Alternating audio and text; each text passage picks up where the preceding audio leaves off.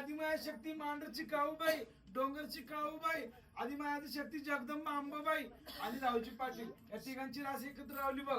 बघ तुझी रास कशामध्ये, त्या आनंदाने अलगद उचलायचं आणि गुरुच्या वट्यात द्यायचं बघ आणि आनंद खेळायचं. इकडं तिकडं दुसऱ्या तिसऱ्या राशीला हात घालायचा नाही बघ.